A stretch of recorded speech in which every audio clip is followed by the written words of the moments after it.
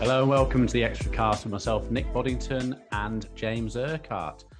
Today we have our guest, Anna Downs. Now, Anna Downs is from the company Video Sherpa, one of the founders. Now, Video Sherpa is a platform that allows you to repurpose and build your video advertising.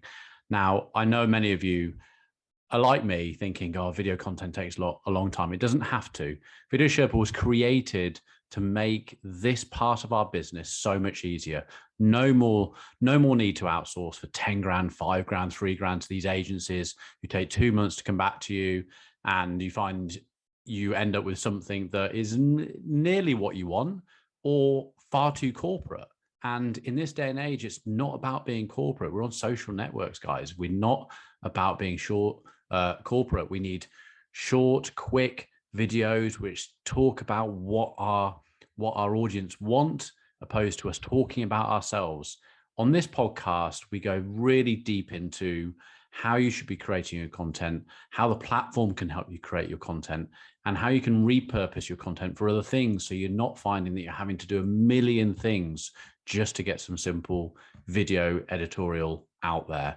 So tuck yourself in and let's get into the interview. Hello, Anna. Welcome. We've got Anna Downs here from Video Sherpa. How are you today, Anna? I'm great. Thanks a million for having me. That's all right. That's all right. We've also been joined by James Urquhart, and everyone knows James. And with James and I have a little bit of banter on our podcast, don't we, James? Yeah, a little bit, Nick. Yeah, a little bit. Yeah, he usually comes on with that sort of response. We take the mickey out of each other, but today we'll be very professional. So, Anna, video. Reason we wanted to get on the show is because we know that video is so important at the moment through Facebook, Instagram, Reels, TikTok. The whole world's been taken over by video. I know, even as an agency, that video content isn't the easiest thing to create.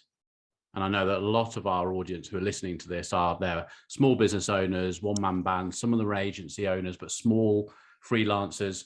And I know that when we go on from our consultancy point of view, they all want to get into video. And when I say to them, okay, well, it's very simple. We can do this and this, they go away. I'll speak to them three weeks later, and they're still like, oh, I haven't really got round to it and things like that. And I think you'd probably agree that that's the hardest part. I think it creates a bit of anxiety for people in the way that it's not just taking a picture or going to get a stock image. It's not nice and quick. I think with Facebook advertising, people like it to be very quick, which is usually one of the reasons it fails for people, because they don't put enough time into each channel they're doing. I see you agreeing with this. So that's what we want to discuss today. See what you do as a company, and then we can just talk about what we feel that small business owners and advertisers need to pay attention to. Yeah, I agree with everything you just said. And it's actually a lot of what you're talking about. It kind of explains the origin story for our company. We were one of those video production companies that you hired when you wanted to create some content around a campaign.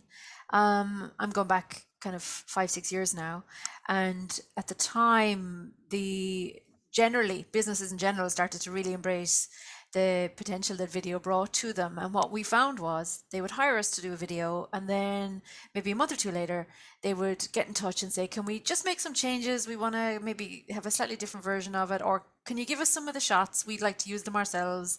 And there was this need for more frequent video content going out, having a video on your website. That day was gone. It's certainly gone now.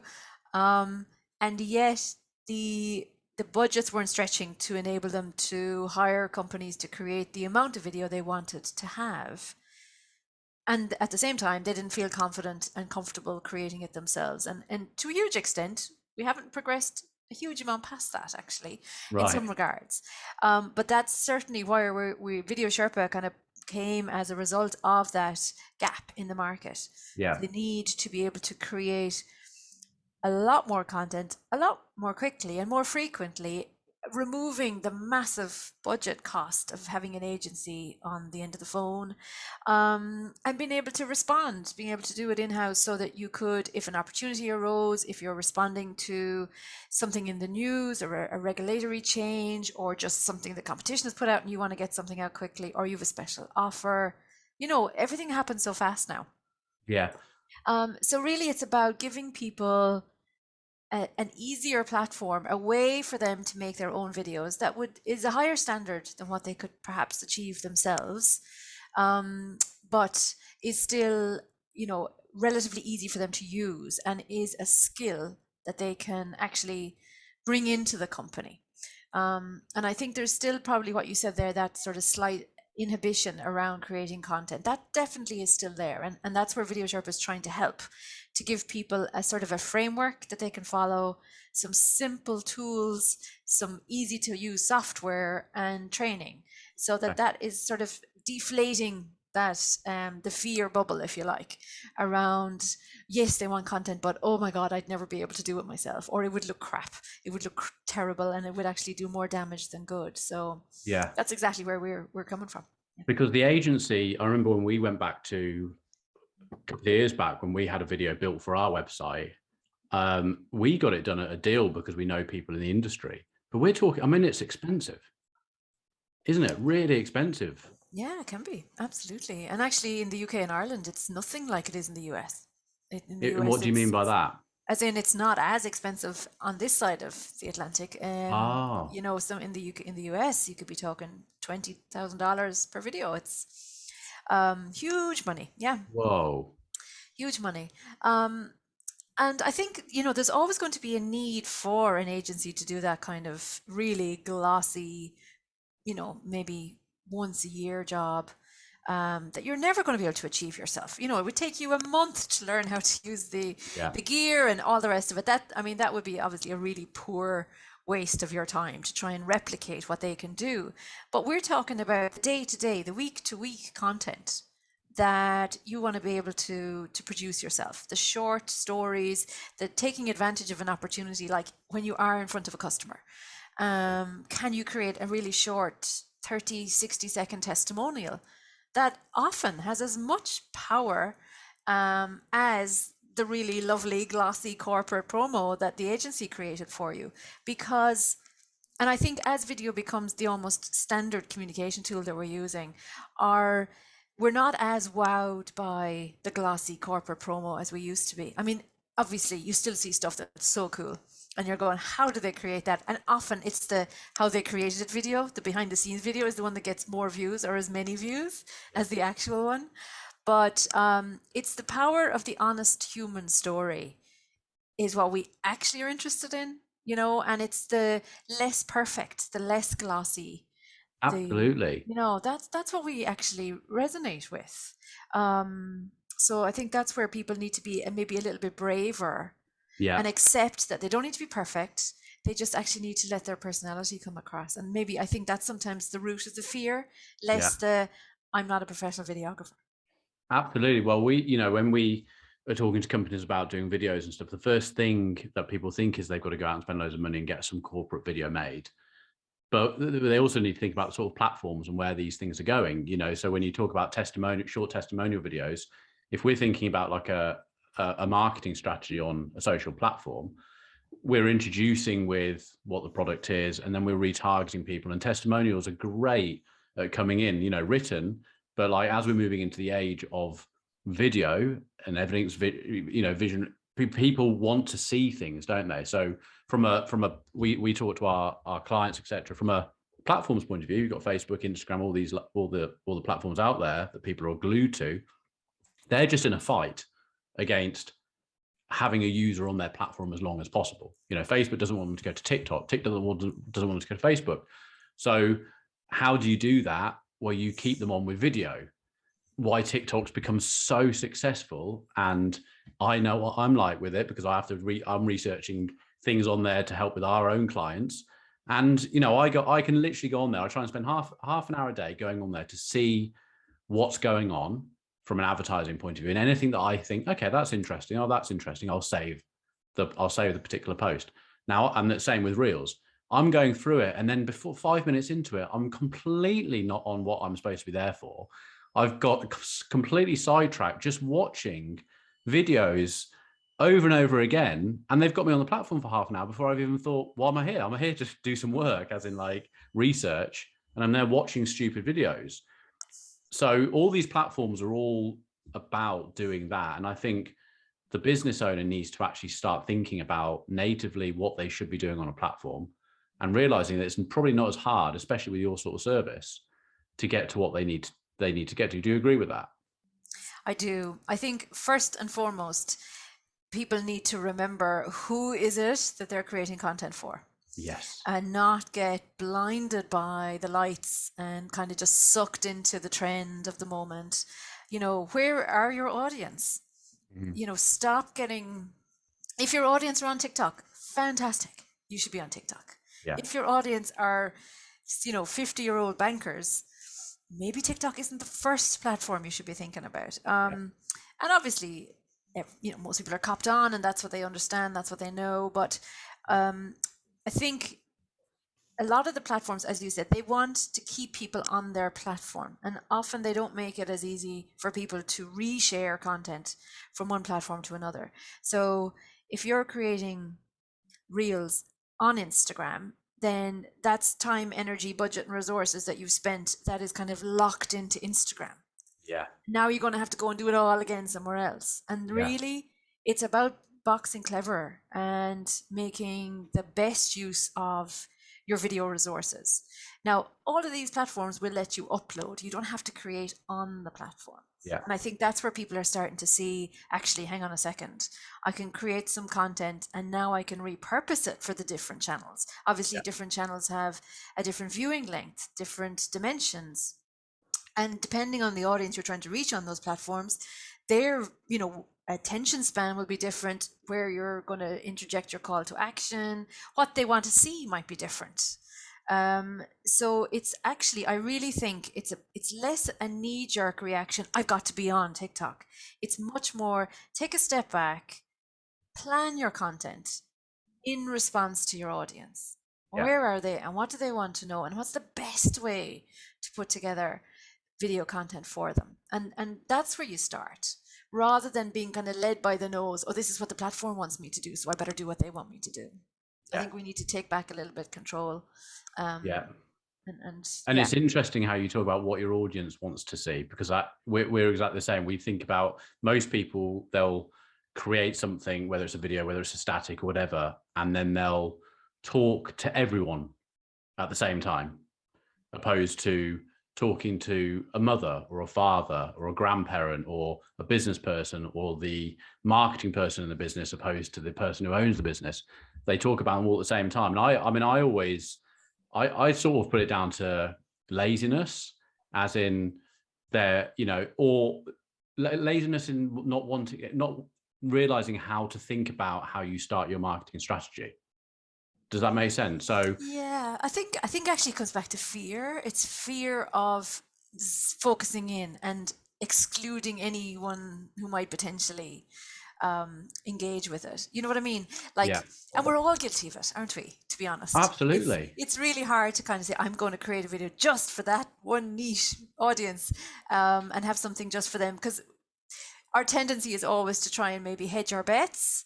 And it's like, oh, well, it's definitely going to be good for that audience, but I could also share it over here. Yeah. And, there's a fear sometimes of being too specific. So how does your platform work in the way that, so we're talking about repurposing. Okay. So how does your platform help someone do that? So our platform really is about helping people to create their original video content. So it helps them to film it in the first instance on the Video Sherpa app. Okay. Then to edit it, to, it's a whole kind of getting approval, permissions, sharing it with colleagues, getting feedback. So it's not a sort of an instantaneous create it on Reels and press upload and press publish.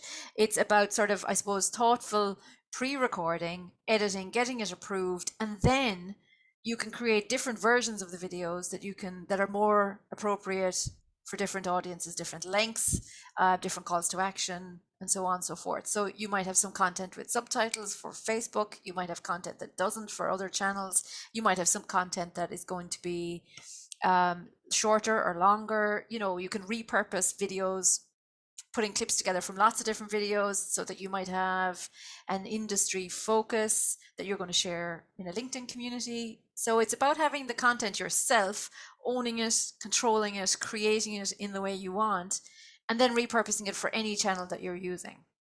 Right. Yeah, I was actually doing some videoing yesterday, and I found it really quite hard.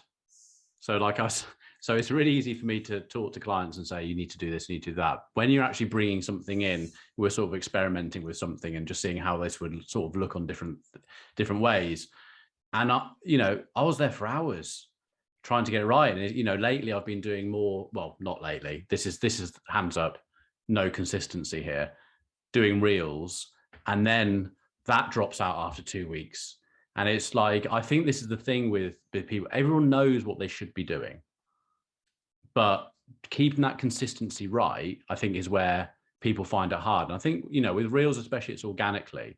I think from an advertising point of view, it's different, because you can create a couple of different ads in a particular format, whether you're going to Facebook, Instagram, and then it's about testing those ads. Once you find something that wins, you could have that running for weeks, months.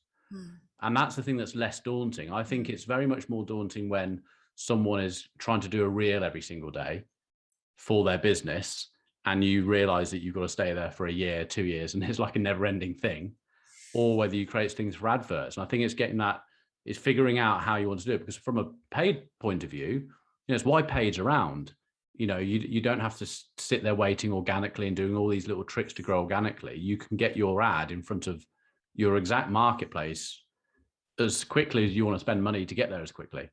Yeah, and I think you raise a good point there about how often we should be posting. And again, posting for the sake of it, creating content just for the sake of it, I think is a fool's errand. Yeah, because they think they should post today and they haven't, so they just quickly do something. And I think that's where people go wrong. Yeah, and I think we're seeing more and more of that, where people are coming on going, now, what did I want to talk about today? Or my absolute bugbear at the moment is where I see people going, just popping on to talk about blah. If I hear just one more person say, just popping on today to talk about something, obviously this will be on stories, it drives me crazy. It's like, have you got something valuable to share? If not, I don't necessarily need to know what your dog had for breakfast. Thanks very much.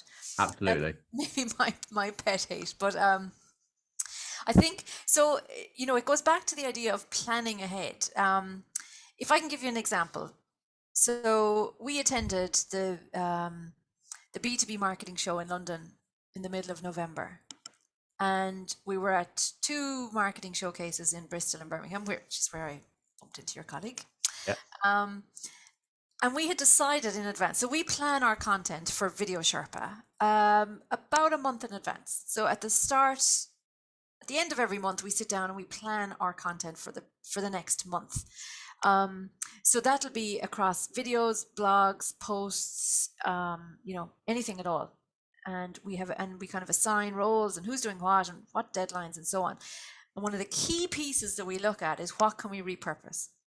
Right. So was there a blog post that did really, really well? Can we do a video on it, or vice versa? Is there a video post that's been doing really well? Maybe we could break it down into some social posts and share it that way. So when we were looking about going to the 3 events in the UK, so at the end of October, we were kind of making a plan, right? What can we do to create a lot of buzz? We are a really small company, don't have a huge budget. How can we make as much noise around these 3 events? So for us, we decided, okay, at the London event, we were going to do a quick kind of behind the scenes, set up for the show, and have that video ready to go out the minute the show opened on day 1. And obviously hashtag the life out of it, tag all, the organizers and so on, and just let people know where we were, and we're here and we're ready to talk. And then we did some quick little vox pop interviews with people throughout the 2 days. And we were asking them all the same questions. So we had decided in advance that, we were always sharing our thoughts. So these are all professional marketers. Let's ask them their thoughts. And we asked them to share marketing tips and advice. And we gathered, a few of these videos over the first 2 days of that show. Yeah. And then we were in Bristol and Birmingham at the end of the month, and we did the exact same thing. And then this morning, we released a video, which was kind of a combination of some of those different bits of advice. And of course, we were able to tag everybody that was in those videos and the organizers of the events. So we were able to get a video out the first day of the event, in London. We gathered content that we have a video going out today, and now we have loads of lovely B-roll to reuse again on our social channels over the next couple of months, and to kind of just emphasize some of the messages that we want to share. But none of that comes together spontaneously. Like, that was thought about in advance. What can we do differently? The events that we'll go to next year, we'll have to come up with something different. But we now have that content to repurpose. And that is what I'm always trying to get across to people. It's this, let's reuse and recycle what we have in different ways so that it doesn't become this daily or weekly stressful, oh my God, what am I going to make today? Yeah. You know, it's about being smarter with what you're doing with video and planning it in advance so that you can actually squeeze the most out of it. I saw that video actually on LinkedIn this morning. Yeah, we just pushed it out this morning. Yeah. Yeah, so James is laughing now because I actually went on LinkedIn. It's not my favorite place to hang out, really. I spent some time there. Actually, the only reason I'm doing that is because I'm having to do something at the moment, but that's by the by. But yeah, so you would use that in. So you're pushing out to LinkedIn.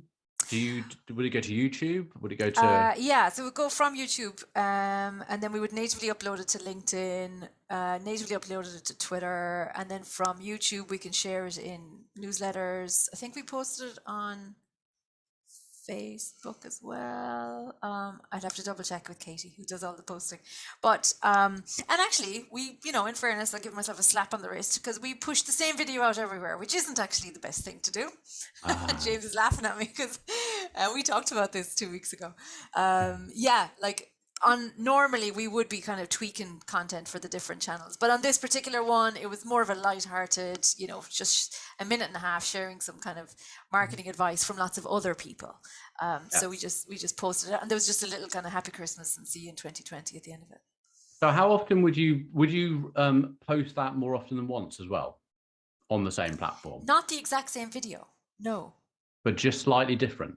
Well, I might combine some of that with some content that we shoot again in the future. And that's what I'm talking about, that, you know, I can repurpose my own stuff. So because we film it, we manage it all on our platform, we can save the footage into our asset library, and then with one click, we can bring it back in again. So, right, okay. So do you want to explain how it works? That's really interesting, actually, because as my brain's going, I'm thinking about the platforms that we've used, or, you know, iMovie, all these other ones that you might use where it's the most daunting thing in the world, isn't it? Going on to edit a video.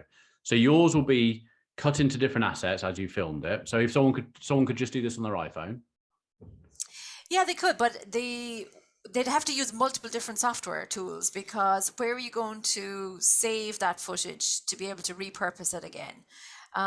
So Video Sherpa really is about actually holding their hand from the very start to the very end, because you film it on the Video Sherpa app.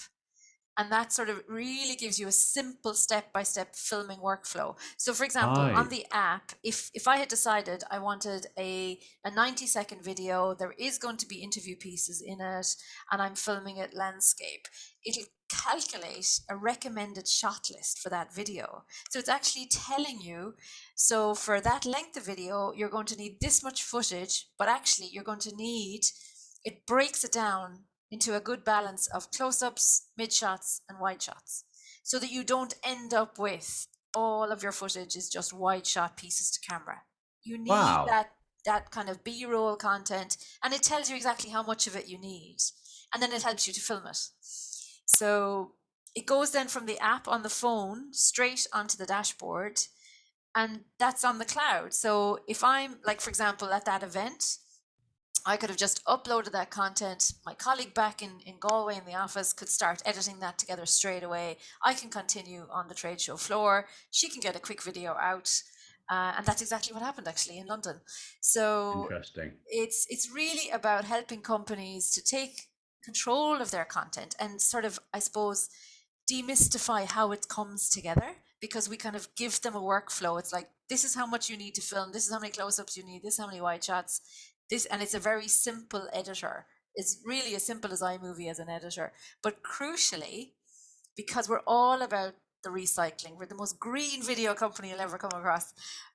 It's about saving the best footage into that asset library, and then next week, next month, You don't need to film new stuff all the time. You might need a new piece to camera or new call to action. Sometimes you're just going to put some B-roll together with a voiceover. And if it's there in your asset library, it's so simple for you to use it again and again and in different ways for different audiences. That's the crucial. So you're just literally pulling it around? Basically, yeah. Yeah. So, I mean, it's yours. Why would you hire someone to come in and create a video and you get this nice finished video and you've spent $2,500 and you don't have access to that content ever again?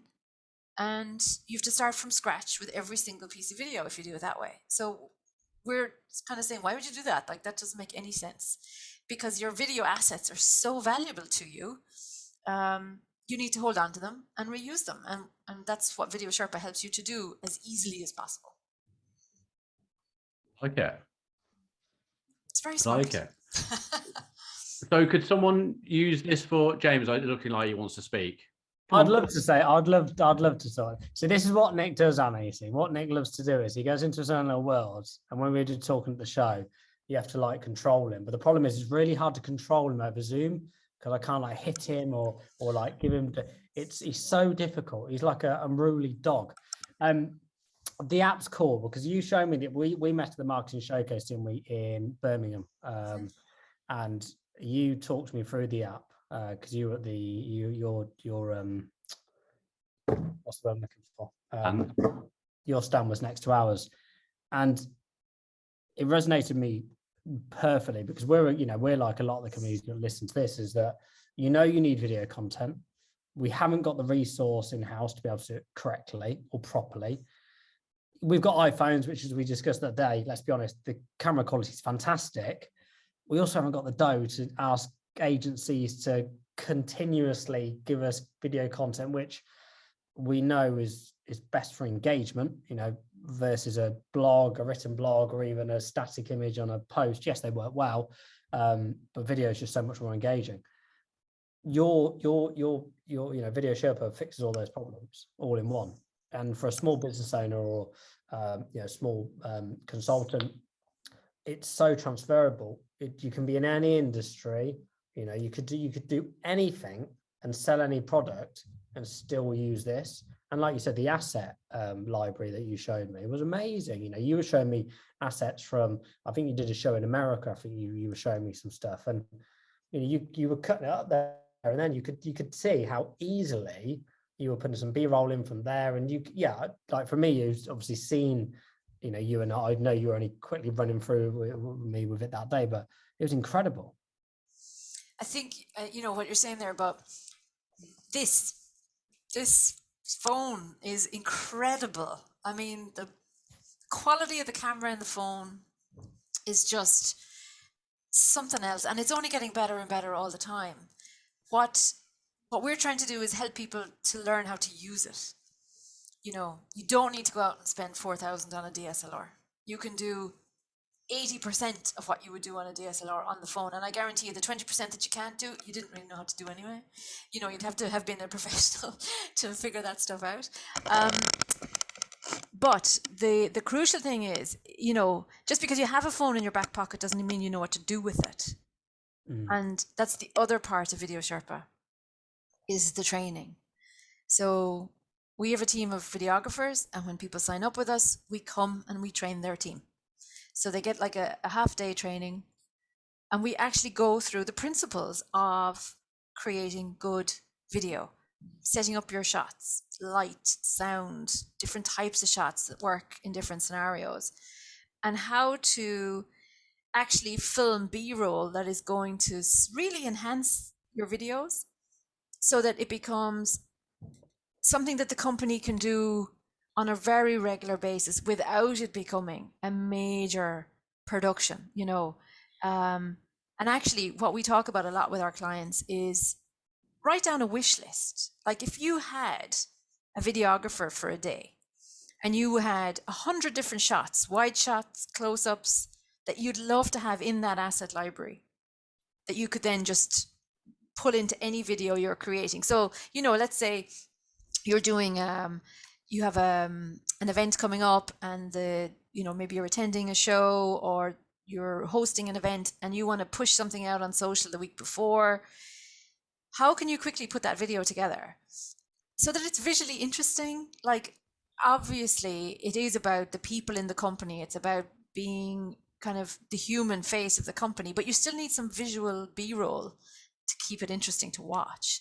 So if you've got that in your asset library already, happy days, you can get that video together in 30 minutes, no problem.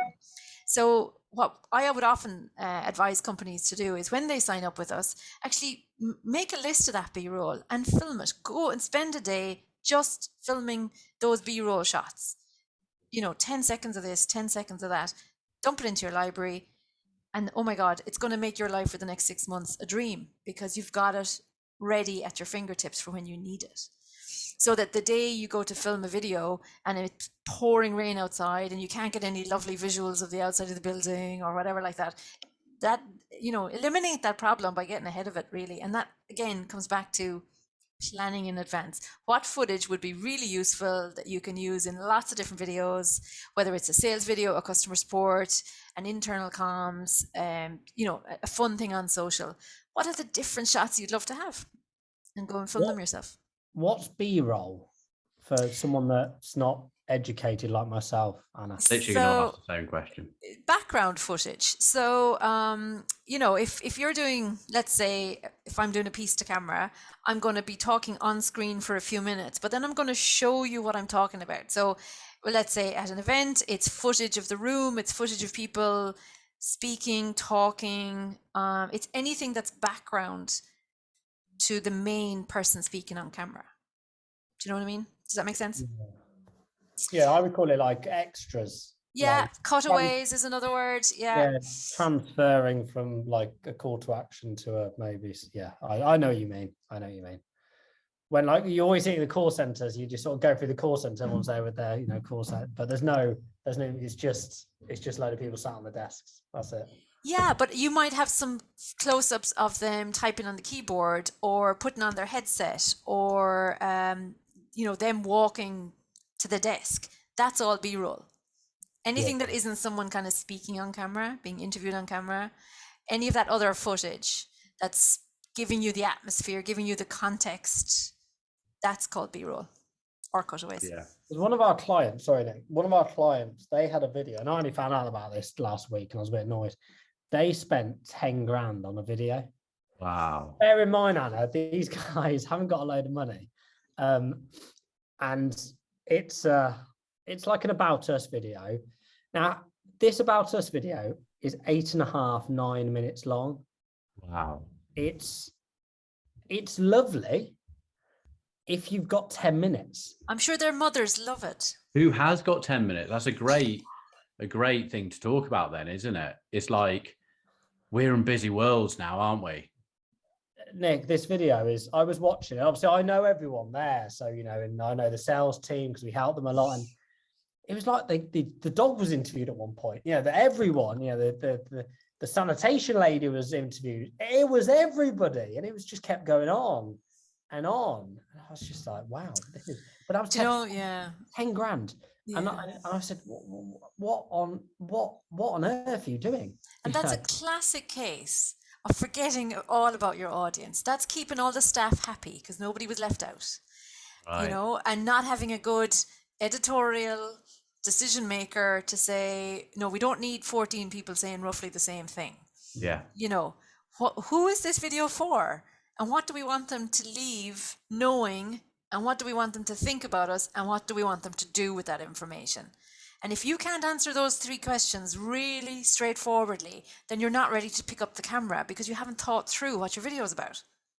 Because I'm not saying this happened on this occasion, but when I see a lot of video content, and it's more on LinkedIn, because that's pretty much the only platform I sort of reside in most of my time now, is a lot of video content is based around ego. Yeah. It's not about what your audience wants to hear. It's about what you want to tell your audience. And this is where we get very frustrated with some of our clients, because we don't care about the business or what the product is. What does the audience want to know about? And is your audience even there? So in terms of sort of the social media platforms, you can select on certain demographics of that consumer. but you can't go as detailed as you can do post iOS 14. So how we're using video content now is we're actually creating video content. We're asking our clients to create video content, to create your own addressable markets. So rather than us going, you're a mum and you've got 2 children, you're actually, you're putting out to, so this is bad, so just demographic wise, women over 30 who do have 2 children, but you're putting video content around getting fit or something. Now, the only people that are going to resonate with that are the people that want to get fit, not just mums that have got 2 children. So suddenly you've got mums with 2 children over 30, but they're also engaged with content about getting fit. Well, great. We've now got an addressable market to ask for a commercial ask, opposed to, hey, let's talk about our fitness product and shove it to mums over 30, because that's not worth its time. Problem is, when you go back to budget and what you guys were talking about earlier, not everyone's got the money to create video after video after video using outsourced resource. Whereas, when I saw you at the show and you were talking me through what you guys do and showing me the platform, it's incredible, and from a cost perspective, I think we briefly discussed cost, but that 10 grand video my client did a couple of weeks ago, in terms of cost, the value you get for yours, and it's chalk and cheese, isn't it? Yeah. You get over 100 videos on ours for the same price. But I think to answer your point, you're dead right. And this comes back to, again, as businesses, we're all quite comfortable speaking about our own business, our own product, and we tend to fall back into that conversation very quickly if we're given the opportunity. And we have to work hard to remain completely customer focused. So, and I see it myself, absolutely, companies start quickly talking about what they do for you and what they offer and what their product is about, and rather than what you will get. And after you've been to our gym, you're going to be so happy because, this and the other. And really it's about, again, planning it in advance. The starting point should be, what is the audience interested in? So that mums with 2 kids over 35, what's the main problem they're dealing with? Is it time to get to the gym? Is it, baby weight, trying to shift it? Is it, is there a creche at the gym so that they could actually have the kids there for half an hour while they get to do the session? Is it, gym instructors who are experienced with postpartum fitness levels? And what are the questions that your customers actually ask you?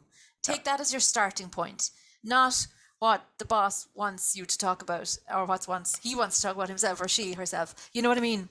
And it's actually, I think it's a discipline, and we can all fall off that wagon and start talking about ourselves over and over again. And it is a real discipline to kind of say, stop. What is that audience really? What do they care about? And that's the only thing you should be creating video around. What's their problem as well? What's their problem and how are you going to fix it? Exactly. I mean, from a social point of view, we have a video on Facebook or Instagram where you have 3 seconds to get someone's attention. So what are you going to say in those 3 seconds to get someone to actually watch the next 20, 30 seconds, 3 minutes? You see what I mean? Yeah. But it's the same in copyright with LinkedIn. Like I say to James, like the amount of, from our experience with, copywriting and B2B and stuff like that, it's all, and it's something you have to learn. You have to learn how to write something in the way that's going to get someone's attention.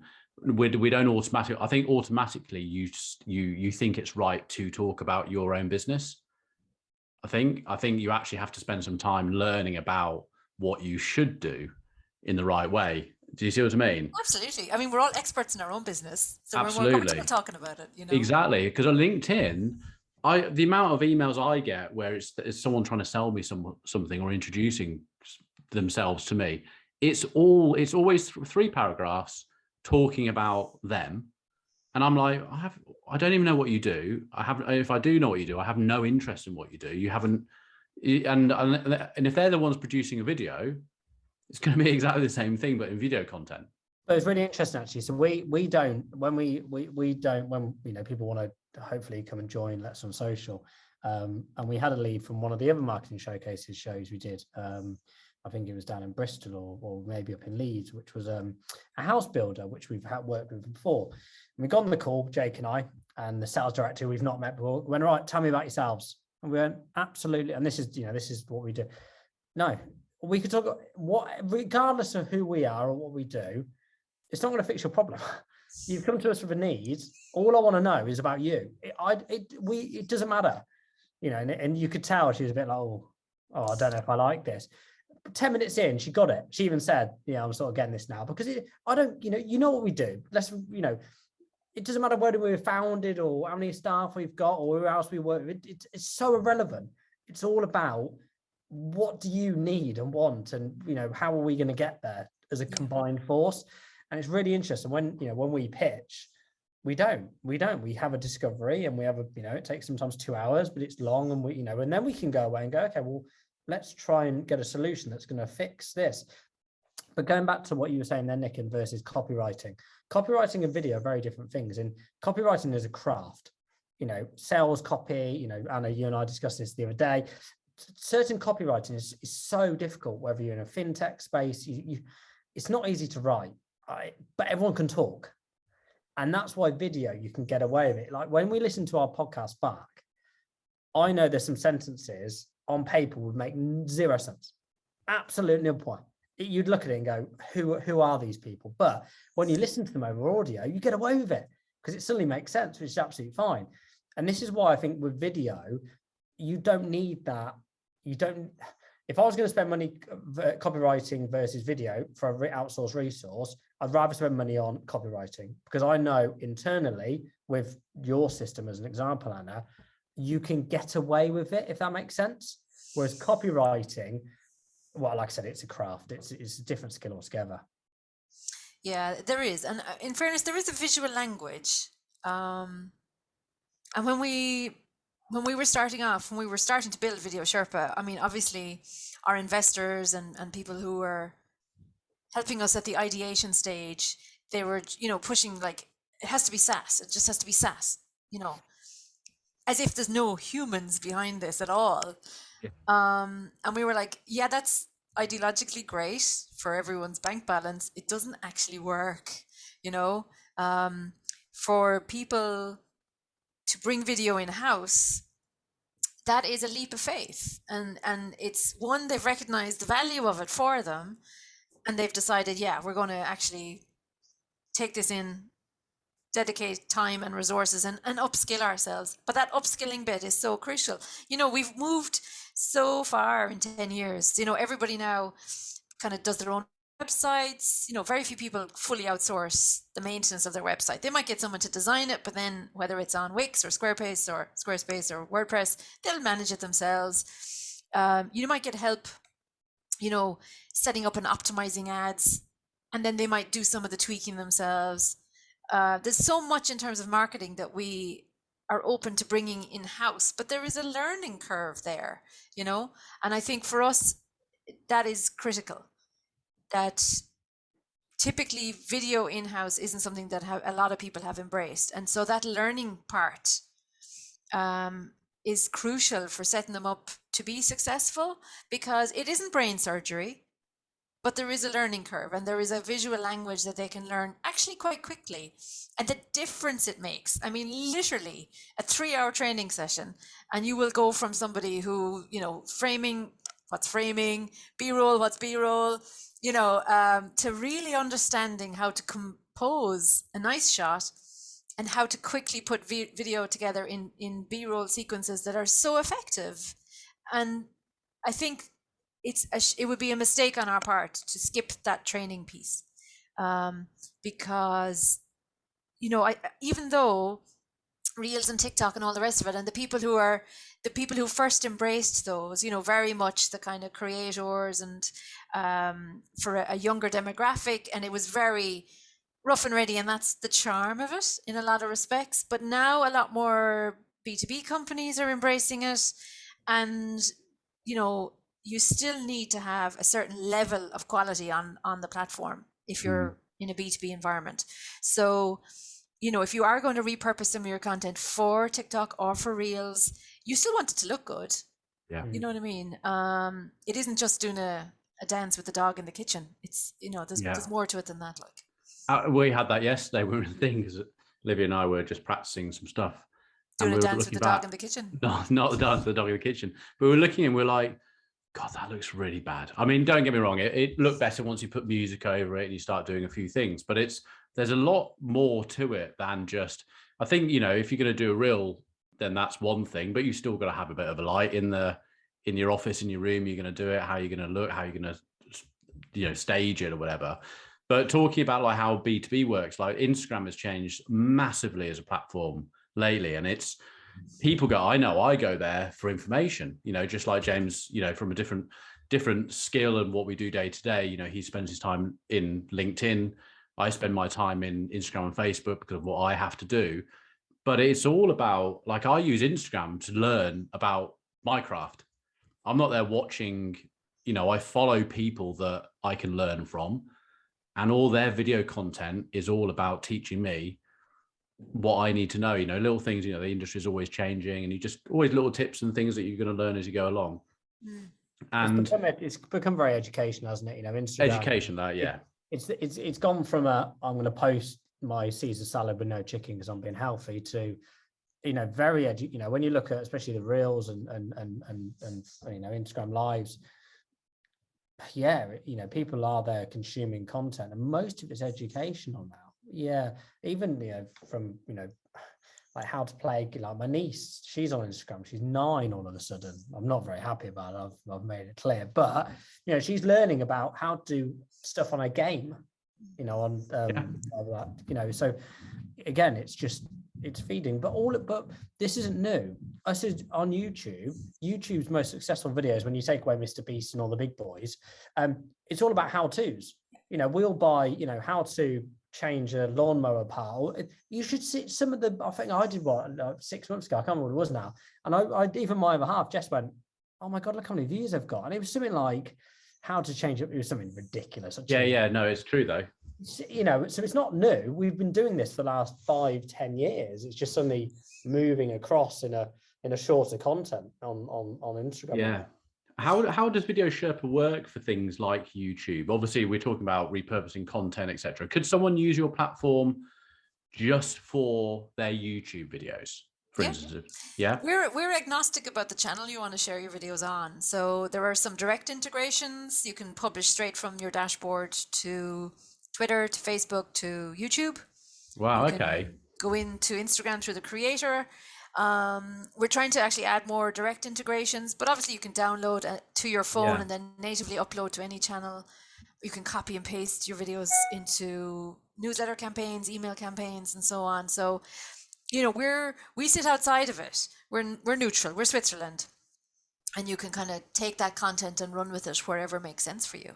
But would it work the same way with someone in YouTube? So obviously we were talking about using the app on your phone and how good that camera is. And just to add to that, when you guys were talking earlier about when you were saying how good the quality was on an iPhone, I was doing some research yesterday to do with card games for a client of ours. And I basically written in drinking card games into Facebook. And it was bringing me posts back to like 2015. I couldn't believe the difference in the look of a video from 2016-17 to what we have now in 2021. It's like it was made in the 1930s. It's unbelievable. Yeah. It's not very clear. It's a bit slower. So, you know, it is clear that we do have you have a Canon camera sitting in your back pocket, basically. Yeah. So we were talking about that. When you come to a YouTube video, the same thing applies. You would film it in landscape through your iPhone, connected to a bit of a light thing that I've got in front of me. And then you would import that. Well, you wouldn't have to import because you're videoing it through Video Sherpa. Mm-hmm. Are you able to then bring, we're talking like B-rolls and things, but let's say a YouTube video is generally, you've got a thumbnail at the beginning, which you'd have to get designed somewhere else, I guess.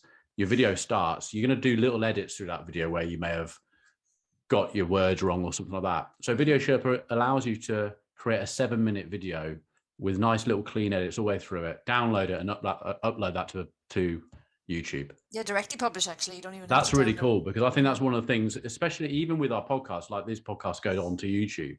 And we don't emphasize, like I joked at the beginning saying, oh yeah, one of the 16 subscribers might watch our video. Like we have a lot of people listen to this podcast and download it.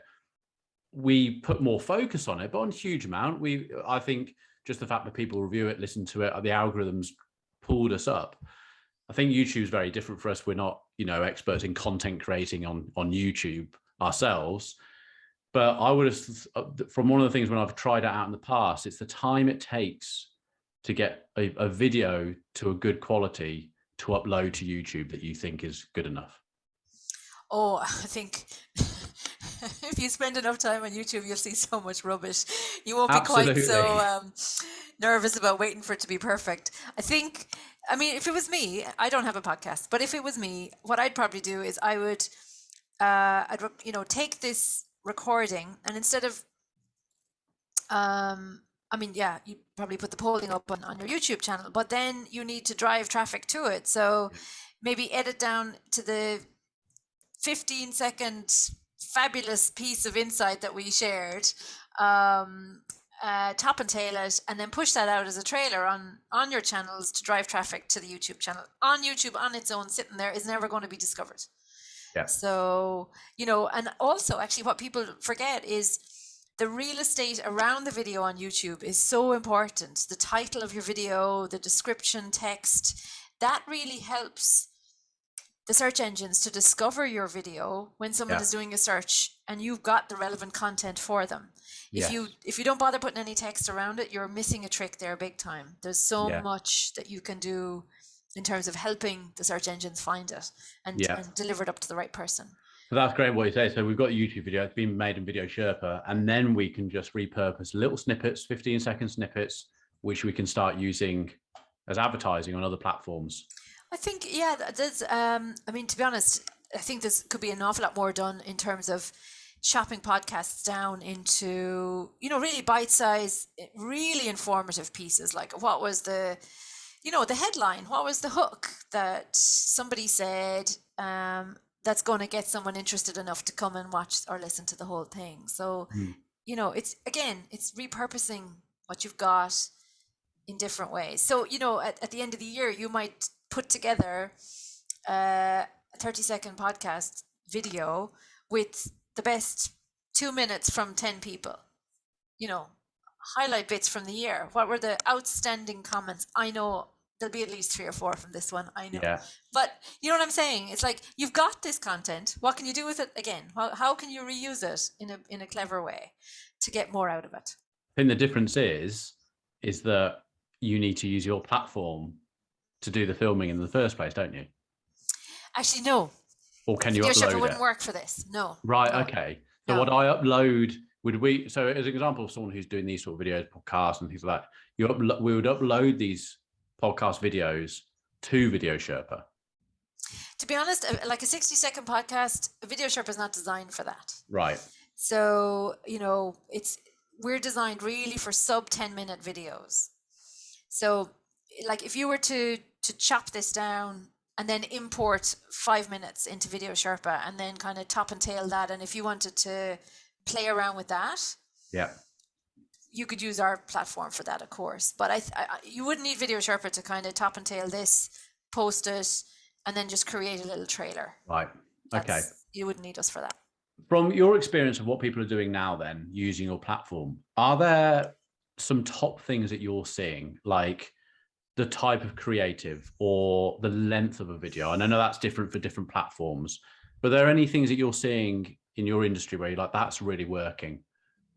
Do you see what I mean? Is that too hard a question? Or I think there is more bravery around people being themselves on camera, which is lovely. That's the world we're in now, do you think? Where people are it's becoming more normal? Oh gosh, it's still the thing that I think companies struggle the most with. And I mean, even at all the events we were at recently, it was probably the question I got asked the most, where people were saying, nobody on my team will go on camera. Or I only have one person who will go on camera, and they're crap. Yeah. But Anna, the problem is that's because of society, and I'm not going to go into this now, but even before we started recording, it was like, oh, we're going on video. Well, sure. I mean, I've no makeup on. Come on, guys. You sabotage me. but it's because you don't at any point. No one wants to be, seen in the way they don't want to be seen, do they? They don't want to be vulnerable. And I get it. And especially for marketing teams, typically we know the type of people in marketing teams. I don't want to sound crude there, but it's reality. We've been in this long enough. They won't go on camera unless they're dressed up to the eyeballs. They're dressed up, and I get it. You know, some people just don't want to do it. I don't particularly like going on camera massively. Nick loves it. You know, Nick absolutely enjoys it. You know, look, he I think it's not from, I haven't got an ego or anything. You just feel comfortable in different situations. Yeah. Oh, I love it. But you do. I'm comfortable behind the camera. You know, like Jake, for instance, when Jake first joined us, we're having some photo shoots done for staff and stuff like that. Out of everyone, he was the one person who was like, "Oh God," I'm like, and I'm not. You're just having a picture taken. I don't get why. And then he looked great, and it's just like, yeah, but those pictures came out really well. I don't understand what. But he'll sit in a meeting with people like Travis Perkins, like he has done, and win their deal for, you know, email marketing, where in his last job, won't even blink an eyelid. You know, it won't even, at no point would he go, "Oh, I'm presenting here." Yeah, self-conscious from it in a different way. Yeah, for some people, the camera, pointing a camera at them, just really, really makes them uncomfortable.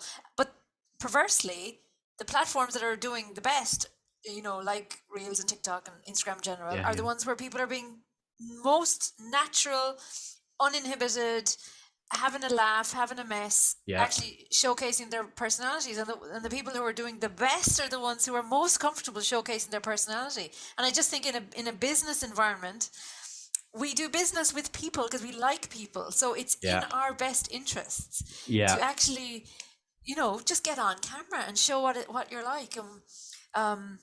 Especially if you're service-based. I mean, if I'm selling you, you know, coconut water, you don't really care what Anna's like. You care what coconut water tastes like and how much it costs and where can you get it. But, you know, if I'm going to be like, for you guys, your actual expertise is what is of value to the client. So brilliant. You know what you're like. That's brilliant, because it is, you forget what you're watching, and it listens to, so we put a lot more emphasis onto our podcast now and the quality and the equipment we use and this and how we edit it and everything. At the beginning we didn't, and I had an argument until we had an audit 2 months ago or something from a top podcast company that do all the best stuff. They were like, yeah, but you guys, you're at the stage, you need to bring more into it. I know, yeah, but people listen to our content, because I know I listen to some podcasts where they haven't had that audit. The quality is still bad. They live in different countries. One's pushing a pushchair because he's had a baby. The other one's driving a car. They've recorded it on their phones. I don't care, because the content's so good. I don't care what's going on in the background. I don't care if there's a horn or a dog barking. I've realized that's not for everyone. I have to go with a standard of quality for what we do.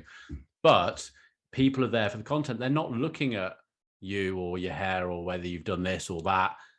If they're still watching 3 minutes into it because they've seen your video on Facebook and they've carried on watching it, then you've done something right there. And that's brilliant for retargeting and things like that. Going back onto what we were talking about of people, you know, not being nice on camera. James and I know someone, a YouTuber who's actually a very, very successful YouTuber. Hundreds of thousands of people watch his videos. Two different people, Anna. The person on camera is the opposite to the person off camera. It's hard to have a conversation with that person off camera. And I'll be honest, the kid's a cock. Yeah. He would, it's the weirdest thing I've ever come across. You can't converse. He doesn't talk to people socially. He's like socially awkward. Put a camera in front of him. Different. Wow. Honestly, it's the most bizarre. We used to say people would meet him and be like, you know, we've been at events where he's had an event where he's turning up and people are there to see him and do all this sort of stuff. He would struggle with that to say hello to someone. Yeah. And I think everyone's day would be disappointed. Wow, that's incredible. That's unusual. You know, mad, it's isn't often it? the opposite, really, isn't it? I say around all day with a camera in his face. Yeah. Wow. I suppose he's not having to look at a human, is he? Yeah, it's very weird, isn't it? Yeah. So yeah, I think that's a great thing that I think that a lot of people who are listening to this need to think about. That is just like it's listening. They're listening to the content, and if you've engaged with someone for more than 10 seconds, you're in this world of, especially in Facebook and Instagram, you're already winning if you manage to get someone to listen to whatever, or watch your advert or whatever you're doing for that amount of time. And it's quite amazing how many, because on Facebook, from a retargeting point of view, we can build audiences based on how long someone's watched a video for. And people say to us all the time, you know, how long should we do a video? In the end of the day, well, it's as long as you can get their attention and it's engaging. Some of the videos that we've used for advertising, where I'm talking about Facebook, is obviously I've picked a particular topic. I've picked a topic that I know we get asked all the time. I try and make that as engaging as possible to get someone to watch it. I'll look back at the stats and it's like, okay, let's say 1,000 people watched 3 seconds, 800 people watched 5 seconds. And then suddenly I've got 360 people watched all 7 minutes. And it's like, I used to say, James, it's like someone has watched that for 7 minutes. That's a long time in this world. I can't believe that many people want to hear from him. It's incredible. I know. It's See what I mean? I said this at the beginning. It's never a pat on the back. So yeah, so people do, but you know, then you can say to people, times that by getting 10,000, 100,000 people to watch that video, and a third of those people, they're going to watch 7 minutes of it. You can retarget these people. So then you start showing them further repurposed ads or whatever, or some testimonials about your service or whatever, to someone who spent 7 minutes of their time watching it. So if I was to do that, it would be perfect for that. So it'd be, you know, we're talking about our agency, someone watched for 7 minutes and they go, after the 7 minutes, they go, okay, these guys obviously know what they talk about. And then it's repurposing with a testimonial, video testimonial of other people saying, oh, we've used this company, it's been brilliant, these are the results we got. That would be amazing. And that's standard 101 of how you can just do something. Absolutely. And your service makes that quick and easy. Absolutely. And I notice now, and she's meant to be knowing about video, my lights are going, I'm getting darker and darker because I don't have lights on. Because the lights outside. Well, we've been on an hour. That was brilliant. Yeah, lovely speaking to you both. I'm going to get into this Video Sherpa. Well, before we go, Anna, where can people find out about, obviously, you guys and Video Sherpa, if you could let us know where, you know. Yeah, well, videosherpa.com is their first stop. They can catch us there. Anna@videosherpa.com is my email. If they wanted to drop me an email, get in touch. And there's lots of content on our site. Blogs, videos, resources. They can kind of have a potter around, have a look at it and see for themselves. And if they're interested in kind of exploring the idea, you know, no hard sell, just want to see, is it the right solution for them? Because we are very, very open to having conversations with people, especially when they haven't been doing a lot of video in-house. It's something they really need to consider. And the last thing we want to do is try and sell to people for whom we're not a good fit, because that's going to be a miserable relationship both ways. So it really is, a lot of our kind of discovery calls are about trying to understand their need and their resources internally. Like if they're a team of 2 people or 3 people, really who's the one sitting there twiddling their thumbs for 3 hours a week, who can actually start to sit back and create a lot of content? And if you don't have that bandwidth within the team, then it's like, well, what are you not going to do to create that bandwidth? Because you know, the worst thing in the world is that you kind of say, yeah, we're going to start doing loads of video, but you don't say, well, you know, what gives? Are we going to do more video than this? You know, are we going to write fewer blogs for the next couple of months, do more videos and actually compare and contrast and see how we get on? It's, as you said, you know, it's not a 10-minute job. You need to think about it, plan it, you know, film it and get it out there. It doesn't have to be Hollywood production. It doesn't have to take a week. One of the actual people we met at one of the shows recently, they got an agency in to film a video, and 5 weeks later they were still waiting to see a draft. You know, I mean, in this day and age, when, I mean, that's last year's news, you know, that opportunity is kind of gone. So, but you know, people do need to kind of sit back and decide, is it a priority? And if it's a priority, then Video Sherpa is certainly a great way for them to explore that. Yeah, sounds very exciting. I think people need to have go and check it out for sure. Check it out. Give me a shout. Happy to have a call. Brilliant. Well, lovely speaking to you. You too, guys. Enjoy your Christmas. And you. I certainly will. I cannot wait. I know it's going to be nice. It's been a busy year. I went to get a Christmas tree last night, and went to the place I've always gone to, and it's usually I always go this time. Did you go to what do you call it? The one by Hatton, Shrewley. Right. Yeah, I went on Saturday morning. Couldn't believe it. I said to the guy, I said, "Where's all the tree? Where's the tree? There's 15 trees left." I couldn't believe it. And I said, I come this weekend because I'm never too early. I'm always 2 weeks before Christmas, just so it gives enough time to not be dead before Christmas Eve. And he said, everyone started. He said, we were selling Christmas trees like 4 or 5 weeks ago. Gone. Well, mine looks fantastic, Nick. I got one. So, don't worry, James. I sorted that out. I think we've had the same one for like 15 years. Again, we recycle, you see. We recycle. Yeah. What about I like the smell. I like the smell. I know. You can get that in a bottle, though, you see. Yeah, good idea. Infuser, brilliant. Okay, well, listen, have a lovely Christmas. You too, guys. And been great speaking to you. You too. See you later, guys. Bye.